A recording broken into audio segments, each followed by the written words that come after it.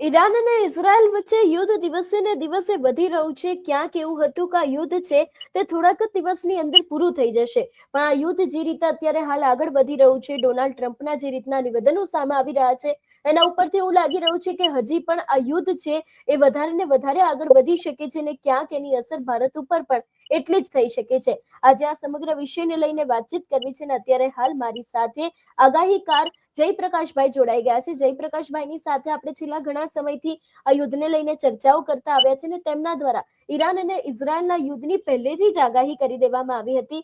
જયપ્રકાશભાઈ, સૌથી પહેલા તો તમારું નિર્ભય ન્યૂઝમાં ખૂબ ખૂબ સ્વાગત છે. જી હંસિની બેન, કેમ છો?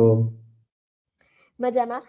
જયપ્રકાશભાઈ, સૌથી પહેલો મારો સવાલ તમને એ જ છે કે આ યુદ્ધ છે તે હવે અત્યારે જે રીતના સમાચારો સામે આવી રહ્યા છે એના ઉપરથી સ્પષ્ટપણે એવું લાગી રહ્યું છે કે હમણાં યુદ્ધ કોઈ પણ હદે રોકાઈ શકે એવી કોઈ શક્યતા નથી.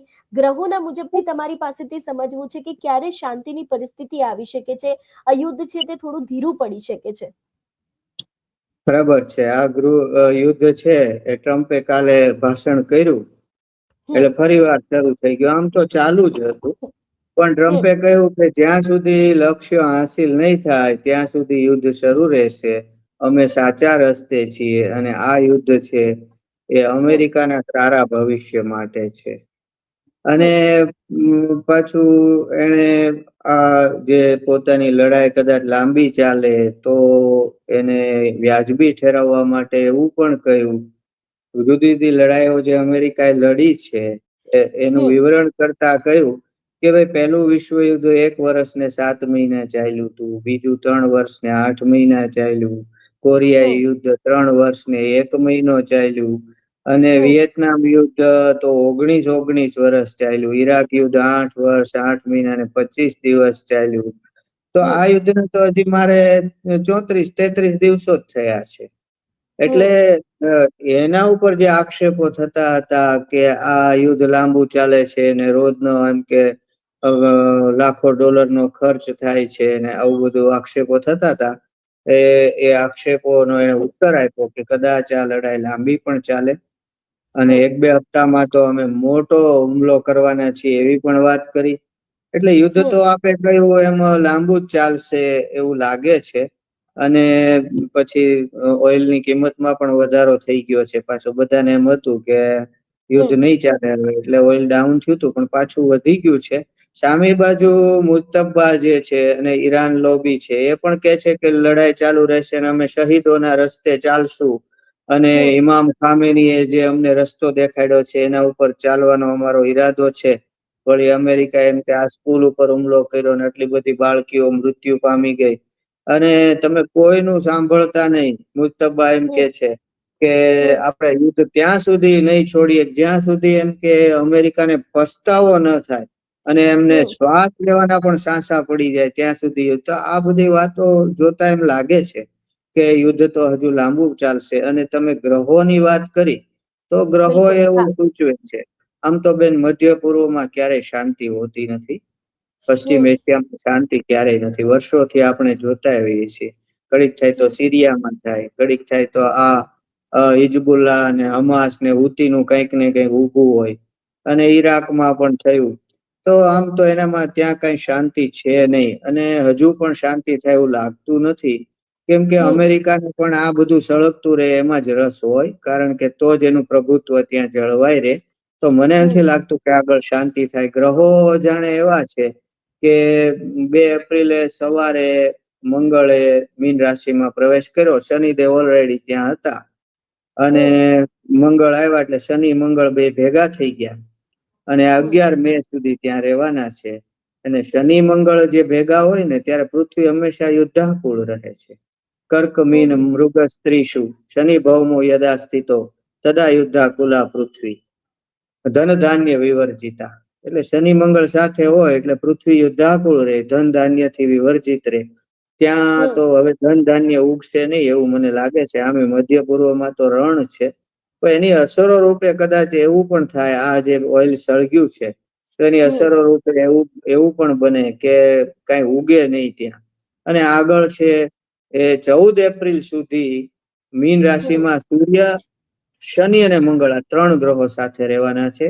એમાં સૂર્ય છે તો અગ્નિ સ્વરૂપ જ છે, મંગળ છે એ પોતે અંગારક છે અને એ બહુ જ વિસ્ફોટક ગણાય છે, એગ્રેસિવ છે અને એ સૈન્યનું પ્રતિનિધિત્વ કરે છે. અને શનિ છે એ વાયુ ગ્રહ છે, એટલે શનિ છે એ મંગળ અને સૂર્યને હવા આપશે અને ભડકા થયા કરશે, વિસ્ફોટો થયા કરશે. ટીવી સ્ક્રીન ઉપર લાલ અને પીળા રંગના જે ભડકા છે એ આપણને દેખાયા કરશે. અને 12 એપ્રિલે તો શનિ અને મંગળ વચ્ચેનું અંતર માત્ર 5 ડિગ્રી જેટલું થઈ શકે, જેને થઈ જશે, જેને અંશાત્મક યુતિ કહેવામાં આવે છે. અને 17 એપ્રિલે 2 ડિગ્રી જેટલું અંતર રહેશે અને 20 એપ્રિલે તો બંને સેમ ડિગ્રી ઉપર, સેમ અંશ ઉપર અને કલા ઉપર આવી જશે. 13 ડિગ્રી અને 30 કલાના થઈ જશે બંને શનિ અને મંગળ. એટલે 12 થી 20 તો મારી દ્રષ્ટિએ વધુ વિસ્ફોટક છે. અને પછી 28 સુધી થોડા દૂર જશે. તો મારું એમ માનવું છે કે આ યુદ્ધ બેન શાંત નહીં થાય. 11 મે સુધી તો શાંત નહીં થાય. આગળ ઉપર પણ મને લાગતું નથી કે આ યુદ્ધ કે પૃથ્વી ઉપર થનારા યુદ્ધ શાંત નહીં થાય. તમને એમ નથી થતું કે આ રશિયા શા માટે યુક્રેનને કબજે નથી કરી લેતું? આટલું બધું લાંબુ કેમ ખેંચે છે? પણ સામે પ્રતિકાર આવે છે, યુરોપની મદદ આવે છે, યુદ્ધો ચાલતા રહે છે. તો શનિ આખું વર્ષ મીનમાં હજી રહેવાનો છે. અને એ અંગેનો પણ એક શ્લોક છે. આ મારી વાત કઈ નથી કરતો કે યુદ્ધ એમ કે ચાલુ રહેશે ને કોઈને ભયભીત કરવાની વાત નથી, પણ હું જે કઉ છું એના માટે મારી પાસે આધાર છે કે શનિ આખું વર્ષ મીનમાં રહે તો એને માટેનો શ્લોક છે કે ગુરુક્ષેત્રે શનો રાહો ભૌમે રાગનામ વિરોધ મિથુનેવા ધનુર્મીને રાશો મંદ સમાશ્રિત તદા ભૂપા વિનશ્યંતી પૃથ્વી શોણિત પુરિતા. તો શનિદેવ આ આખું વર્ષ રહેવાના છે, તો એમાં તો પૃથ્વી શોણિત પુરિતા, શોણિત એટલે લોહી, પુરિતા એટલે નદી, તો લોહીની નદી વહે. તો આવું એનું ફળ છે. અને બીજું એક મહત્વનું બનશે, શનિ જયારે નક્ષત્ર પરિવર્તન કરશે 17/5 ત્યારે 9-10-26 સુધી, 17/5 થી 9-10-26 સુધી શનિ રેવતી નક્ષત્રમાં આવશે. તો એના વિશે પણ એક શ્લોક છે કે હાહાકારમ મહારૌદ્રમ પૃથિવ્યામ જાયતે શિવે પરસ્પરમ નરેન્દ્રાણામ યુદ્ધમ ભવતી દારુણમ. તો આ બેન રુદ્રની વિષી ચાલે છે. હજુ 10 વર્ષ રુદ્રની વિષી ચાલવાની છે. રુદ્ર સંહારના દેવતા છે. મને એમ લાગે છે કે આ ભગવાને છે ને કઈક નક્કી કર્યું છે કે આ સંહાર કરવો. તો યુદ્ધ છે એ શાંત નહીં થાય. ક્યારેક શાંત થતો એવું લાગે, ટ્રમ્પ ક્યારેક એમ કે 48 કલાક અમે કઈ નહીં કરીએ, 5 દિવસ કઈ નહીં કરીએ, 2 હપ્તા પછી કઈ અમે અહીંથી વયા જશું એક્ઝિટ. પણ આ યુદ્ધ બેન શાંત થાય એવું નથી. ઇઝરાયલની ને આ મધ્ય પૂર્વની સમસ્યાઓ બહુ ભીષણ છે, એને કોઈ શાંત કરી શકે એવું નથી. જી બેન. જયપ્રકાશભાઈ, મારે વધુ એક વસ્તુ તમારી પાસેથી સમજવી છે કે ડોનાલ્ડ ટ્રમ્પની કુંડળી શું કહી રહી છે. કારણ કે આની પહેલા આપણે ડોનાલ્ડ ટ્રમ્પની કુંડળી ઉપર આખું એક ડિબેટ કરી હતી. આપણે જોયું હતું કે આપણા ચેનલ ઉપર હજી પણ એ લાઈવ અવેલેબલ છે, આપણે આખું કર્યું હતું. અત્યારે હાલની પરિસ્થિતિ પ્રમાણે ડોનાલ્ડ ટ્રમ્પનું આ યુદ્ધની સાથે શું કનેક્શન છે? કનેક્શન કરતા પણ અત્યારે ડોનાલ્ડ ટ્રમ્પ જે કરી રહ્યા છે એની પાછળ ગ્રહો કેટલા જવાબદાર છે? હજી આગામી સમયમાં ડોનાલ્ડ ટ્રમ્પને કારણે કંઈક વધારે થઈ શકે અથવા તો કંઈક ઘટાડો થઈ શકે એવી કોઈ શક્યતા ખરી? એને લઈને ગ્રહો શું કહી રહ્યા છે? હા, ડોનાલ્ડ ટ્રમ્પને તો એક જ એને કહી દીધું કે ઓપરેશન એપિક ફ્યુરી ચાલુ રહેશે. અને અમે આ લક્ષ્યો હાસિલ નહીં કરે ત્યાં સુધી અમે અમારા જે મિડલ ઈસ્ટના સાથીઓ છે, સાઉદી છે, કરત છે, કતાર છે, તો કુવેત છે, બહેરીન છે, એને એકલા અમે છોડવાના નથી. એ તો એને કહી દીધું. એટલે સંકેત તો એના લડાઈના જ છે.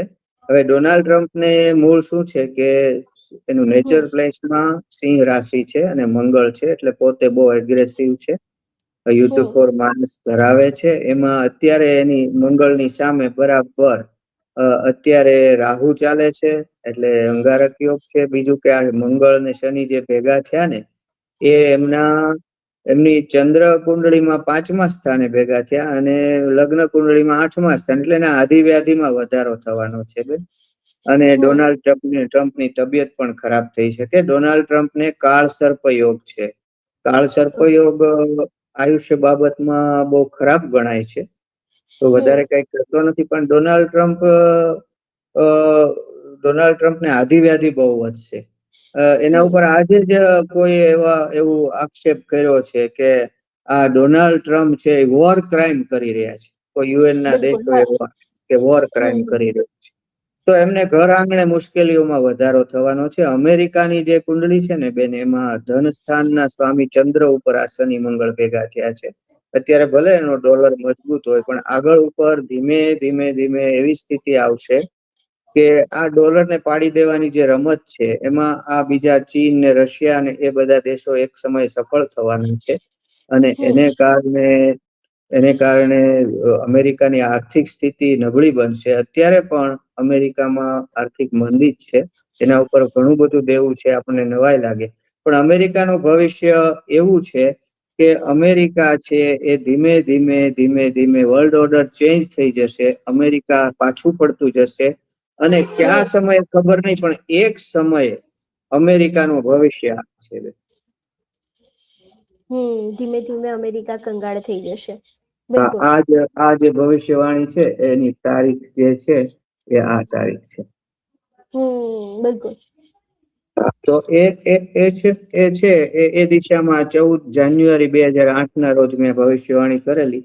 એ દિશામાં અમેરિકા જઈ રહ્યું છે. આ લડાઈ છે ને બંનેને ભારે પડવાની છે, ઈરાનને અને અમેરિકાને. અને હા, અને બંનેને ખૂબ ભારે પડવાની છે ને એને કારણે અમેરિકાની આર્થિક સ્થિતિ અને વિશ્વની આર્થિક સ્થિતિ પણ ખૂબ નબળી પડી જશે. બેન, હું માનું છું કે વિશ્વ આખું મંદીમાં ફસાઈ જવાનું છે. એમને હું વાત નથી કરતો, પણ જીડીપી રેટ વિશ્વનો ડાઉન થઈ રહ્યો છે, મોંઘવારી વધી રહી છે, ઓઇલના જે ભાવ છે એ બહુ વધી ગયા છે. તો એનું શું પરિણામ આવે? ઓઇલના ભાવ ફિલિપાઈન્સમાં 55% બેન વધી ગયા, નાઇજીરિયામાં 49 થી 67% વધી ગયા, અને અમેરિકામાં 25 થી 33% વધી ગયા છે, બ્રિટેનમાં 15 થી 20% વધી ગયા, જર્મનીમાં 13 થી 17% વધી ગયા, ભારતમાં સ્થિર છે. ઈરાનમાં અને રશિયામાં તો માઇનસમાં છે ઓઇલના ભાવ. રશિયા માટે આ યુદ્ધ બહુ બિલકુલ. ફાયદાકારક રહ્યું છે. તો ઓઇલના ભાવ વધી રહ્યા છે. ગ્રહોની દ્રષ્ટિએ વાત કરું તો ગુરુદેવ જયારે અતિચારી હોય, ગુરુ અતિચારી હોય એટલે શું થાય બેન, કે મંદી આવે. એનો દાખલો આપું કે 1929-30 જયારે મંદી આવેલી, મોટી મંદી કહેવાય છે, તો ત્યારે ગુરુદેવ અતિચારી, ગુરુ ગ્રહ અતિચારી હતા.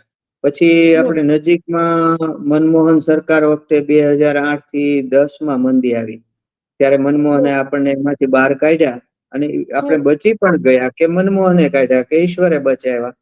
પણ ભારતને મંદીની અસર નથી થઈ, ત્યારે પણ ગુરુ અતિચારી હતા. અત્યારે પણ ગુરુ હજી 2033 સુધી અતિચારી છે. હું એમ માનું છું કે આમાં યુદ્ધની સાથે સાથે ગુરુ સાફસૂફી કરે છે, યુદ્ધો કરાવે છે, અશુભત્વનો નાશ કરે છે, ઉપરાંત એ મંદી પણ લાવે છે. તો મારું એમ માનવું છે કે વિશ્વ એક મોટી મંદી તરફ જતી રહ્યું છે. શેર આંક વિશ્વના બજારોના, યુકેના બજારોના શેર આંક, ઇઝરાયલનો શેર આંક, અમેરિકાનો શેર આંક, સેન્સેક્સ, નિફ્ટી, આ બધું ડાઉન થાય છે. ક્યારેક વધી જાય, વેચાવલી આવે ને કોઈ ખરીદે પાછું તો વધી જાય, પણ જનરલી વિશ્વ મંદી તરફ જઈ રહ્યું છે બેન, એવું મારું માનવું છે. જી બેન.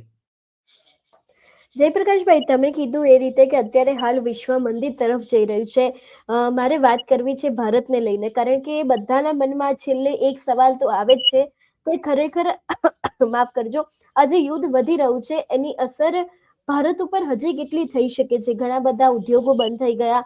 આ વિષયને લઈને અવારનવાર આપણે વાતચીત કરતા આવ્યા છે, પણ અત્યારે ભાવ વધ્યા છે. એલપીજી નું ભલે અત્યારે સરકાર એવું કહી રહી છે કે પૂરતો સ્ટોક છે, પણ લાઈનો તો હજી એટલી જ છે. લોકોના મનમાં ક્યાંક ડર છે. પેટ્રોલ ભરાવા માટે થઈને લોકો અત્યારે હાલ ક્યાંક લાઈનો લગાવી રહ્યા છે. ભારત ઉપર હજી આની કેટલી અસર થઈ શકે છે? ભારતની કુંડળી શું કહી રહી છે?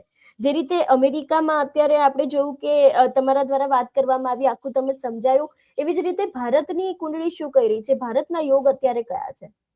જી, બરાબર છે. ભારતની 1947માં આપણે આઝાદ થયા, એની કુંડળીમાં વૃષભ લગ્ન છે, અને આ જે શનિ મંગળ ભેગા થયા છે એ લાભ સ્થાને ભેગા થયા છે. આ જે પરિવર્તનો છે એ ભારત માટે આગળ ઉપર ફાયદાકારક થશે. ઈરાન આપણું મિત્ર રાષ્ટ્ર છે, આપણા જહાજોને અટકાવતું નથી. રશિયા પણ આપણું મિત્ર રાષ્ટ્ર છે. હજી સુધી બહુ અસર નથી, આપ કહી રહ્યા છો ગ્લોબલ રીતે આપણે બધા સંકળાયેલા છીએ, તો આગળ ઉપર પરિસ્થિતિ આવી શકે ખરી, પણ હાલ તુરંત એવું કઈ ખાસ દેખાતું નથી કે આપણે આવા કોઈ ક્રાઇસિસ સર્જાય કે કોઈ આર્થિક મંદી મોટી આવે. પણ આગળ ઉપર એની અસરો વિશ્વમાં જયારે થતી હોય ત્યારે આપણી ઉપર થઈ શકે ખરી, એ વાતનો હું સ્વીકાર કરું છું. પરંતુ સૌથી ઓછી અસર ભારત ઉપર થશે. આ યુદ્ધની જે સૌથી ઓછી અસર છે એ ભારત ઉપર થશે. ભૂતકાળમાં કોરોનાની રસી પણ આપણે બનાવી હતી અને વિશ્વના બીજા દેશોને આપણે પહોંચાડી. તો ભારત છે એ અસીમ શક્યતાઓ ધરાવતું, અસીમ શક્તિ ધરાવતું એક રાષ્ટ્ર છે અને એ ગમે તે મુશ્કેલીઓમાંથી બહાર આવી શકે છે. તો હું માનું છું કે ભારત ઉપર અસરો થાય તો પણ એટલી બધી અસરો નહીં થાય કે જે બીજા દેશોમાં થઈ રહી છે. ભારતનો કુદરતી બચાવ થશે અને આપણી જે પોલિસીઓ છે, બીજા રાષ્ટ્રો સાથેના સંબંધો છે, તો એને કારણે ભારત છે આમાંથી મોટે ભાગે બચી રહેશે. જી બેન. જયપ્રકાશભાઈ, વધુ એક સવાલ પૂછવા માંગીશ કે તમે સાંભળ્યું હશે કે જે રીતે અત્યારે હાલ આ યુદ્ધ ચાલી રહ્યું છે, ઘણા બધા લોકો ટેન્શનમાં છે, પણ ભારત ઉપર એટલી અસર નથી થવાની જે રીતના અત્યારના હાલના યુગ છે. તમારા દ્વારા પણ આ સમગ્ર વિષયને લઈને સમજાવવામાં આવ્યું છે. હોર્મોન્સ જે સ્ટ્રેટ છે એને લઈને છેલ્લા ઘણા સમયથી જે વાતો ચાલી રહી છે એને લઈને પણ તમારી પાસેથી સમજવું હતું, કારણ કે આપણા જથ્થા છે એ તો આવી જ રહ્યા છે, પણ ક્યાંક હવે આ સમગ્ર બાબતને લઈને મિટિંગોનો દોર શરૂ થયો છે. આપણા વડાપ્રધાન નરેન્દ્ર મોદી છે એ પણ અત્યારે હાલ પૂરતો પ્રયત્ન કરી રહ્યા છે. ઘણા બધા એવા સમાચારો છે, આને લઈને શું કહેશો? સાચી વાત છે. ટ્રમ્પે તો કહી દીધું, ડોનાલ્ડ ટ્રમ્પ સાહેબે, કે ભાઈ અમારે કોઈ ઓઇલની ખાસ જરૂર નથી એવી, તો યુરોપના દેશોને જો જોતું હોય તેલ તો ત્યાં જઈને લઈ આવે. હોર્મુઝમાં અમે કંઈ કરવા નથી. હોર્મુઝ એ અમારો મુદ્દો જ નથી. અમારો મુદ્દો એ છે કે ઈરાન છે પરમાણુ સંપન્ન સ્ટેટ રાજ્ય ન બને, પરમાણુ સંપન્ન દેશ ન બને. તો એટલું જ અમારું કહેવાનું છે. અને હોર્મુઝમાં મિટિંગો શરૂ થઈ ગઈ છે યુરોપના દેશોની. એમાં ભારતને પાકિસ્તાનને કઈ આમંત્રણ આપ્યું નથી. G7 પણ મિટિંગો કરી રહ્યો છે, પણ આ હોર્મુઝનો ઉકેલ હમણાં આવે એમ નથી. એનું કારણ ઈરાને કહી દીધું કે દુનિયાના ગમે એટલા દેશો ભેગા થશે પણ હોર્મુઝને ખોલાવી નહીં શકે. તો એમનું જે આ વલણ જોતા અને ત્યાંની ભૌગોલિક પરિસ્થિતિ જોતા એ સમજે એમ નથી. અને કેમ કે અત્યારે હજુ એના ઉપર આક્રમણો ચાલુ છે, તો આગળ ઉપર હજુ મને લાગતું નથી કે નજીકના ભવિષ્યમાં હોર્મુઝ સ્ટેટ ખુલી જાય એવું મને દેખાતું નથી. હજુ કોઈ મને સમાધાન એમાં નજર આવતું નથી. ઉલટાનું જો અમેરિકાના હુમલા ભીષણ બને તો હુતી છે એ લાલ સાગરમાં પણ ક્યાંક બીજો કોઈ રસ્તો છે એ પણ બંધ કરી શકે.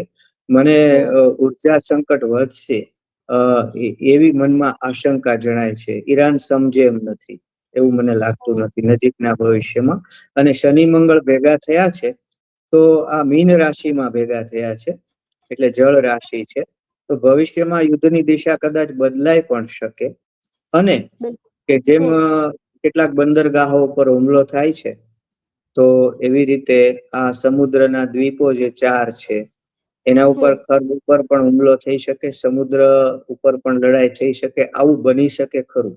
અત્યારે ભલે ટ્રમ્પ કહેતા હોય, પણ આવું બની શકે છે ખરું, મારું એવું માનવું છે. કેમ કે શનિ મંગળ જળ રાશિ મીનમાં ભેગા થયા છે, એટલે મુદ્દો હોર્મુઝ સ્ટ્રેટનો વધારે છે. જળ રાશિનો હોવાને કારણે આ જે ફારસની ખાડી છે એનો જ મુદ્દો અત્યારે વધારે થઈ ગયો છે. એમાં કોઈ આગળ હમણાં સમાધાન દેખાતું નથી બેન મને. બિલકુલ જયપ્રકાશભાઈ, આપ અમારી સાથે જોડાયા બદલ આપનો ખૂબ ખૂબ આભાર. જી જી, નમસ્કાર. નમસ્કાર. જે રીતે આજે આપણે આગાહીકાર જયપ્રકાશભાઈની સાથે વાત કરી, જેમના દ્વારા પહેલેથી જ આ ઈરાન ઇઝરાયલનું યુદ્ધ હોય કે પછી બીજી ઘણી બધી એવી આગાહીઓ છે કે જે તેમના દ્વારા પહેલેથી જ કરી દેવામાં આવી હતી, ને તેમના દ્વારા એવું પણ કહેવામાં આવ્યું છે કે ક્યાંક આગામી સમયમાં હજી મંદી છે એ વધારે વધી શકે છે, પણ ભારત ઉપર આની ઓછી અસર જોવા મળી શકે છે. સૌથી ઓછી અસર છે તે આની ભારત ઉપર જોવા મળશે એવી પણ વાત તેમના દ્વારા કરવામાં આવી છે. જોવાનું રહેશે કે ઈરાન અને ઇઝરાયલનું જે આખું આ યુદ્ધ ચાલી રહ્યું છે એની અસર છે તે અત્યારે હાલ વિશ્વ ઉપર કેટલી પડશે, ભારત ઉપર તો ખૂબ ઓછી અસર જોવા મળી રહી છે. ટ્રમ્પને લઈને આજે આપણે વાત કરી, કારણ કે ટ્રમ્પના જે નિર્ણયો છે તે અત્યારે હાલ ખૂબ જ ચોંકાવનારા છે અને ટ્રમ્પના નિર્ણયને કારણે ઘણા બધા નિર્ણય છે તે આખા વિશ્વ ઉપર લાગુ પડતા હોય છે. જોવાનું રહેશે કે આગામી સમયમાં શું ઉથલપાથલ થાય છે અથવા તો પછી શું નવાજૂની થાય છે. આ સમગ્ર વિષયને લઈને તમારો શું અભિપ્રાય છે અમને કમેન્ટ કરીને ચોક્કસથી જણાવજો. તેની સાથે અમારી ચેનલ નિર્ભય ન્યૂઝને લાઇક, શેર અને સબસ્ક્રાઇબ કરવાનું ભૂલશો નહીં. નમસ્કાર.